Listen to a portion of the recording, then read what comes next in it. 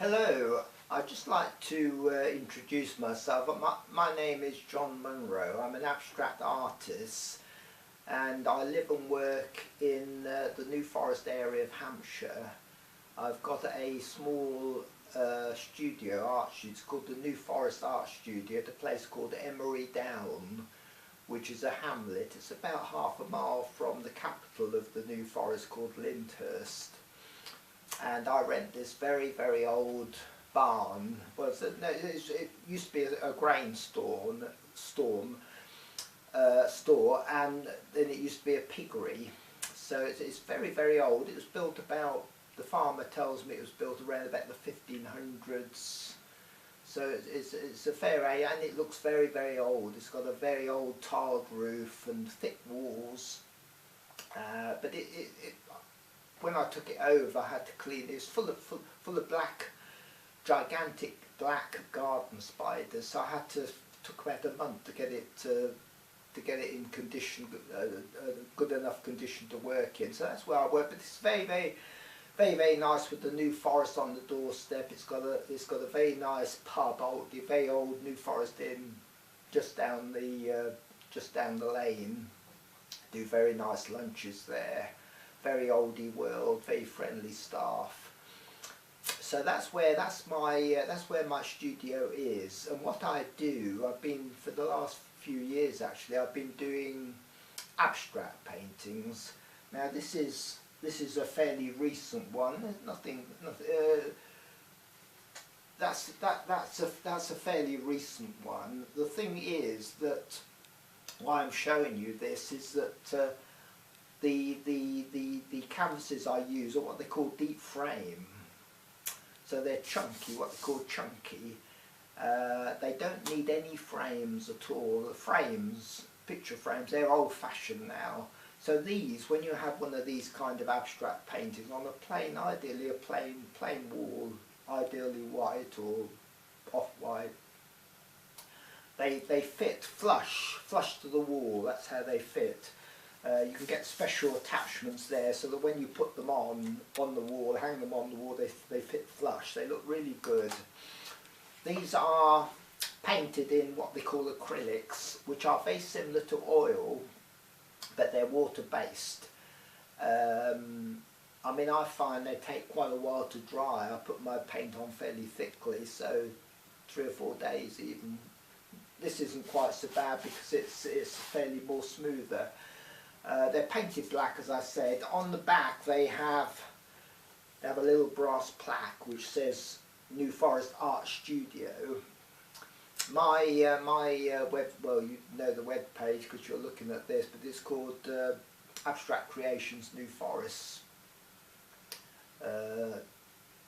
abstractcreationsnewforest.com, and the email address abstractcreationsnewforest at gmail.com.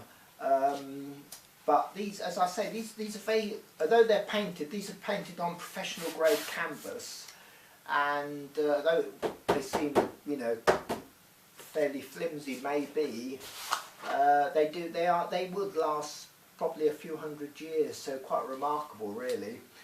So they're very durable. As I say, they look very, very modern. They suit a very modern house. Now my theme, why I paint abstract, is because the theme, the inspiration if you like, is a spiritual aspect of life.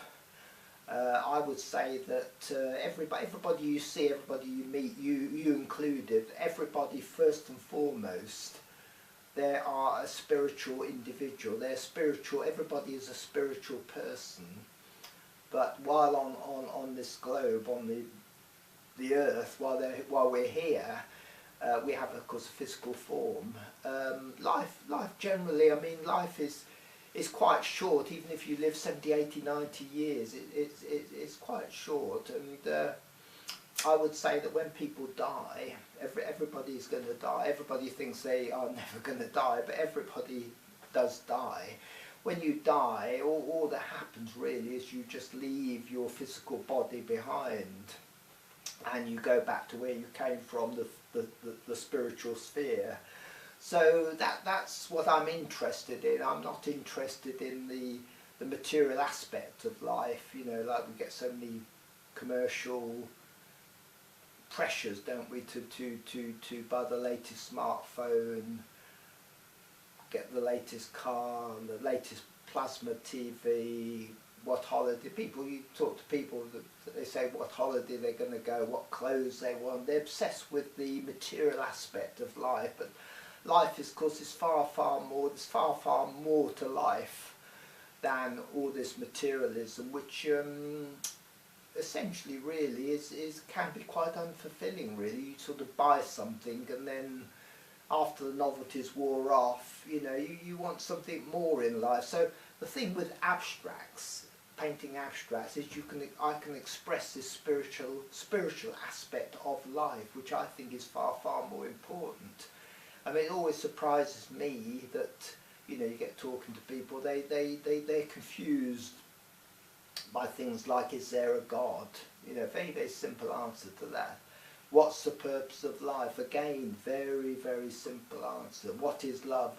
Again, very simple answers to these questions that seem to confuse people.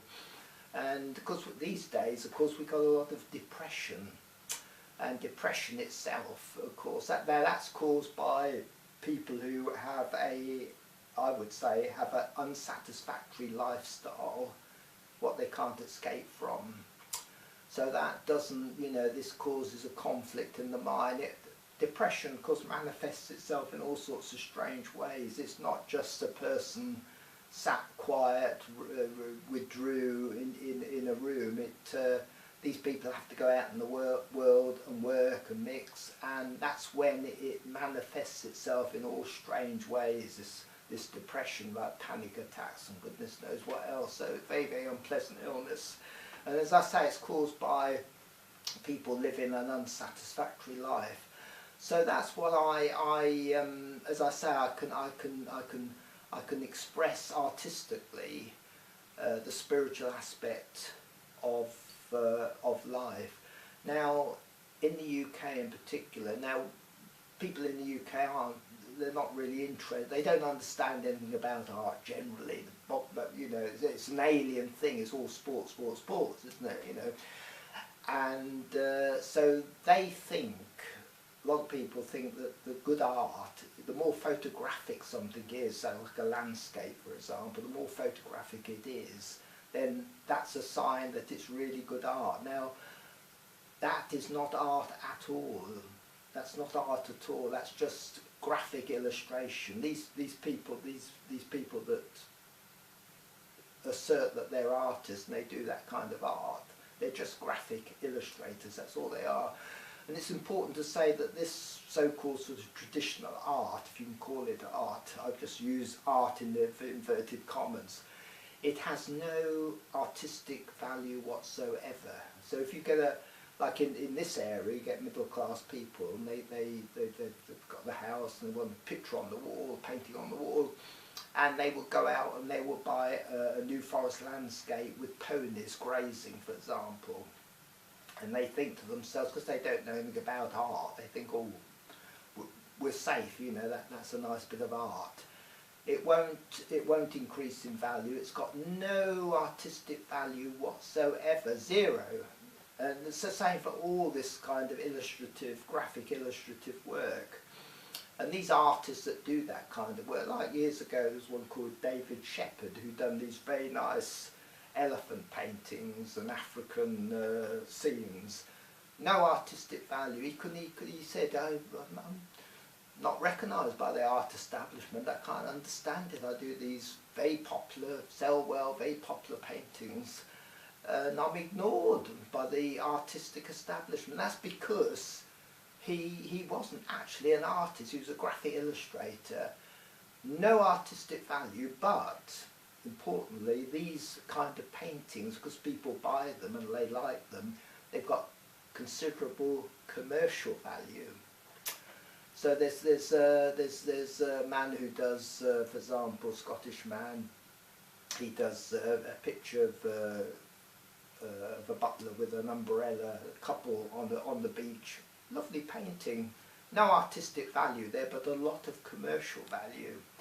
So that's the difference. Since the advent of the camera about the mid-1800s, there's been no point in replicating these pictorial scenes, because there's no need for it now. There's no point, there's no purpose. So that's why, artistically, that's why the art movement went to impressionists like Turner, for example, J.M.W. Turner. I would say, he was the first impressionist. He wanted more. He wanted more than just merely replicating a pictorial scene. Then we had the abstract people in Pablo Picasso and so on and so forth. So it moved away from mere reproducing a scene. Now, for example, the Renaissance paintings, a good, competent art school trained artist would be able to replicate or do that kind of painting in, say, 3 or 4 weeks, if there's any point or purpose, of course. So they're not difficult to paint. So, as I say, my inspiration is I say, on the spiritual aspect of life, which I think is far more important. You know, on our brief, you know, I mean, we live on this round mass of rock, basically, spinning around in outer space. Nobody to help us. We're just on Earth, on our own. It's up to the people of the Earth to look after themselves. Can't call anybody for help. But we only have, as I say, we only have a short physical existence on this globe, on this Earth. So, as I say, it's important. I think people ought to think more about the spiritual aspect of life, rather than just all this nonsense, all this materialistic stuff. What tend to obsess, you know, looking at all these websites, what clothes they can buy, and so on and so forth. Which, you know, it's got limited happiness. It can soon wear, you know, it can soon fade away. You want something else. You want the next novelty to come along. So, as I say, I do these paintings. Luckily, I mean, I've got the time. I live on my own in a detached house in this New Forest area. I've got 3 toilets, which is what you might call very convenient. And I've got 2 bathrooms, but I've got a little workshop here as well. The only problem, I might as well tell you now, the only problem I've got I met this lady, just a casual lady friend, about, I don't know, 4 or 5 years ago maybe. I met her in Aldi, which is a German supermarket. Very good, actually. I was looking at this frozen lobster, and she came along and she got into conversation. She said, "You the gentleman who got out of that big car?" I said, "Well, maybe. Oh," she said, that's a lovely car. I've always wanted to have a ride in one of those." So I said, "Where do you live?" "Oh," she said, "Barton-on-Sea," which is about a mile away. So I took her back to this, to a place. She said, "That's a fantastic car." But anyway, the only thing is, I've got this little workshop, and she brings this little boy. He's 4 years of age, called Gregory. Nice, good masculine name, good name. She brings him along 2 or 3 times a week. So the only problem with these little children, I mean, I can't bear children really, but the only problem, they chatter non-stop, don't they? They chatter, and you can hardly get any work done. So I said to this Gregory, I said, "What would you like to be when you grow up, Gregory?" He said, "I'd like to be rich and famous like you, Daddy." Gosh. I said, "I'm not your daddy." He said, "That's not what my mammy says." Oh, dear.